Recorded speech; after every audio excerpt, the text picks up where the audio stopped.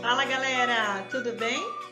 Voltei, professora Jaqueline, para falarmos um pouco mais de propriedades gerais da matéria e transformações químicas.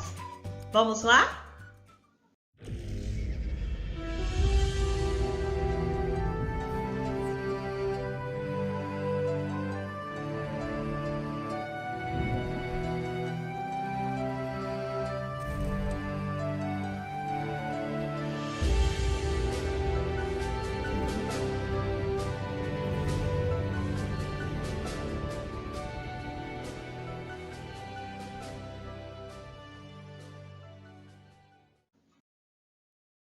Agora, nós vamos falar um pouco sobre as propriedades físicas da matéria. A primeira delas é a massa. Massa é a quantidade de matéria que um corpo tem. A massa, ela pode ser expressa em quilos ou gramas. E peso é diferente de massa, como as pessoas costumam dizer. Peso é massa vezes a força gravitacional. Então, uma pessoa, ela pode ter um peso no planeta Terra e um peso na Lua, devido à diferença da gravidade. Existe outra propriedade que é o volume. Volume é o espaço que essa massa ocupa. E densidade é a relação entre a massa e o volume. Quanto mais denso, mais pesado, fica mais no fundo. Quanto menos denso, mais leve, mais na superfície. Agora que nós já sabemos que massa é a quantidade de matéria que um corpo possui, volume é o espaço que ele ocupa e densidade é a relação entre essa massa e esse volume, a gente vai chegar àquela parte que todo mundo teme. O cálculo. Nada difícil. Sem medo, hein, gente? A fórmula é essa. Densidade é igual a massa sobre volume. Vou deixar um exemplo para vocês, ó. Densidade é igual a massa sobre volume. Eu tenho aí a massa de 200 gramas dividido pelo volume de 400 ml. 200 gramas sobre 400 é igual a meio grama por mililitro. Difícil? Ó, deixei até uma imagem para vocês não se assustarem. Olha que bacana. Essa moça não afunda. Por quê? Ela está no Mar Morto, que na verdade é um lago que fica no Oriente Médio. A densidade desse local, dessa água, ela é 10 vezes mais salina, tem mais sal do que os oceanos. E devido a isso, ela não afunda, ninguém consegue afundar nesse local. Eu gostaria que vocês tiverem a curiosidade, deem uma pesquisada para saber o que é o empuxo, tá? Dá uma pesquisadinha, descobre o que é isso. O que é o empuxo? Para descobrir por que ela não afunda. Óbvio que é por conta da densidade, mas existe uma lei aí do empuxo que explica melhor por que essa mulher não afunda, além da densidade.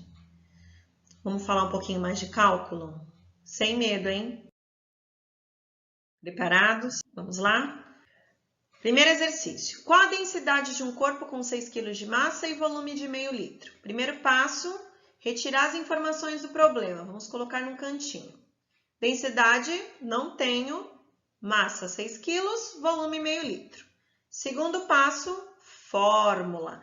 D igual a M sobre V. Terceiro passo, substituir as informações na fórmula. D igual a 6 sobre meio. Quarto passo, aquele que tira o sono da galera, fazer a conta com número decimal. Primeiro passo, gente, igualar as casas. 6,0 dividido por meio. O que eu faço agora, professora? Corta as vírgulas. Cortei. 6. Tem 6 na tabuada do 5? Não. Qual número se aproxima? 1. 1 vezes 5, 5. 6 menos 5, 1. 1. Tem na tabuada do 5? Não. Vamos baixar esse zero aí do lado? Baixei ele. 10 dividido por 5, 2. 2 vezes 5, 10. 10 menos 10, nada. Deu 12, professora. Uhul! 12. 12 o quê? 12 quilos por litro. Densidade tem duas unidades de medida, massa e volume. No caso, como eu sei, professora, está no enunciado, quilo por litro, tá? Densidade é igual a 12 quilos por litro. Segundo exercício, a densidade do ferro é 7,86 gramas por centímetro cúbico. Qual é a massa de 100 centímetros cúbicos de ferro? Primeiro passo, retirar as informações do problema. E o segundo passo, qual era mesmo? Fórmula. E o terceiro passo, substituir na fórmula.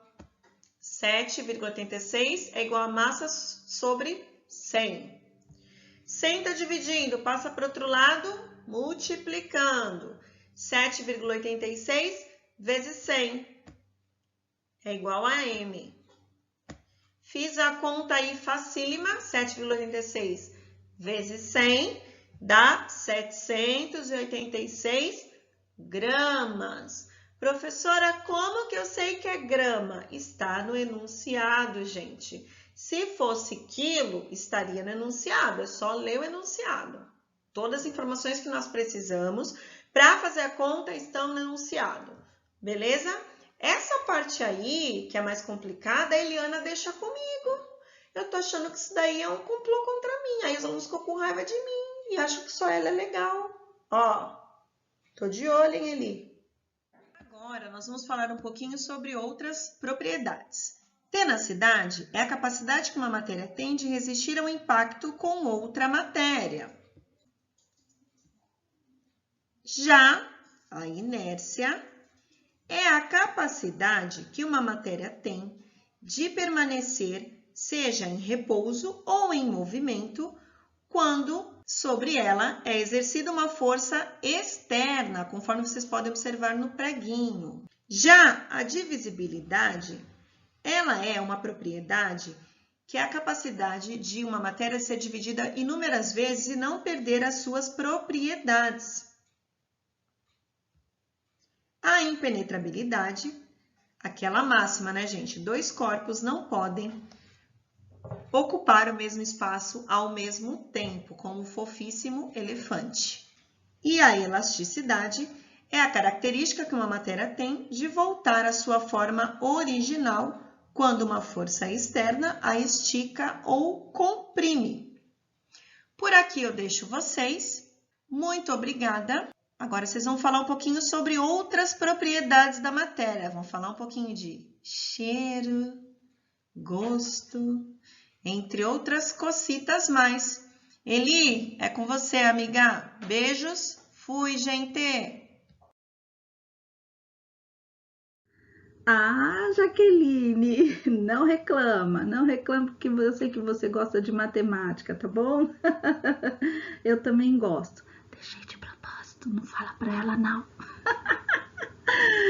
Brincadeiras à parte. Eu sou a professora Eliana e darei continuidade à nossa aula de Química. Agora iremos falar sobre as propriedades organolépticas. Ai, que nome complicado! Mas, na verdade, essa propriedade são os sentidos, uma parte delas são os sentidos que vocês já viram lá, se eu não me engano, no quarto, no quinto ano, né? E voltou um pouquinho no sexto ano, dependendo aí da fase que vocês passaram, ok? A gente vai começar pelas cores, né? Então, nós temos as cores aí, é uma das propriedades organolépticas. Nós temos o brilho, e essa propriedade, ela é vista através dos olhos, da visão, né? Então, nós temos essas propriedades organolépticas. Nós temos também sabor. Ai, que delícia! Adoro esse ratatouille. Maravilhoso! O sabor. Facinho essas propriedades, né? O cheiro, o odor. Às vezes o cheiro é bom também, né? Dependendo aí, nesse caso aí, não. Textura, né? A textura das coisas, às vezes é áspera, às vezes é mais lisa, macia, né? Então, essa, assim, algumas, né? Não estou passando todas, mas essas são algumas das propriedades organolépticas para vocês, né? Então, as cores, né? Tudo através dos olhos, o brilho, né? Tudo através lá da visão, o sabor que a gente sente através da língua, o cheiro, ó, o olfato, a textura, né, que é o toque através da mão, do tato, tá bom? E assim por diante. Olha que facinho essas propriedades organolépticas. Propriedades específicas funcionais, olha quantas propriedades existe aí da matéria. Essas são as funcionais, que é a característica que algumas substâncias apresentam em desempenhar o mesmo papel ou função, ou promover sensações. Toda substância classificada como ácida, ela apresenta sabor azedo quando ingerido e é capaz de sofrer o fenômeno de ionização, produzir íons. Por exemplo, a laranja, o limão, o vinagre, que é o ácido acético, o ácido clorídrico, que é o ácido que fica no nosso estômago, né, para ajudar na digestão, na quebra dos alimentos, o ácido sulfúrico e assim por diante.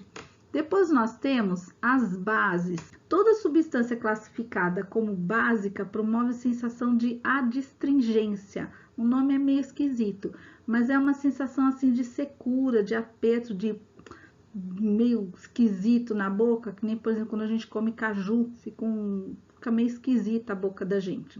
E é capaz de sofrer um fenômeno chamado de dissociação, que vai também liberar íons em água. Por exemplo, nós temos aí o leite de magnésia, com a fórmula, as frutas, algumas frutinhas aí, principalmente se elas estiverem verdes, né, frutas verdes, o leite de magnésia, que é o hidróxido de magnésia, e hidróxido de sódio, soda cáustica. Lógico, soda cáustica jamais você vai poder colocar na boca, né? Muito perigoso. E nós temos também os sais, que nada mais é do que o sal.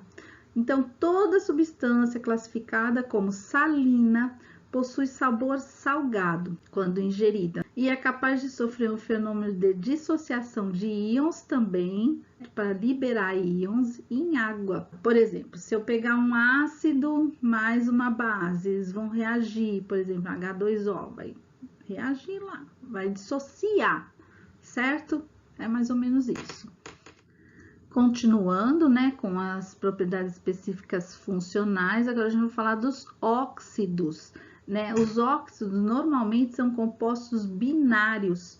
Todos os óxidos possuem oxigênio, já tá falando, né? Óxido, oxigênio. Por exemplo, CO2, né, que é o dióxido de carbono. O CaO, né, que é o óxido de cálcio. O cal virgem. Deixa eu mostrar aqui um exemplo para vocês. Também tem o trióxido de enxofre e o dióxido de enxofre, que esses aí, o dióxido e o trióxido de enxofre, vão causar a chuva ácida, a famosa chuva ácida, tá bom? Nós temos também os hidrocarbonetos. Eu adoro hidrocarbonetos. Eles são muito engraçados. Os hidrocarbonetos são os gases, né? O metano, propano, butano, o pum. Então, esses são hidrocarbonetos. Funções orgânicas, todos são feitos de carbono e hidrogênio, todos eles, ó, a cadeia carbônica aí, nesse primeiro desenho, quando eu falo de hidrocarbonetos. Todos os hidrocarbonetos são apolar, ou seja, não se mistura com água, tá bom? Apolar, não se mistura com água. Por exemplo, esses que tem aí. Então, por exemplo, metano, que vem do lixo, né? O butano, propano, outros gases aí, tá bom?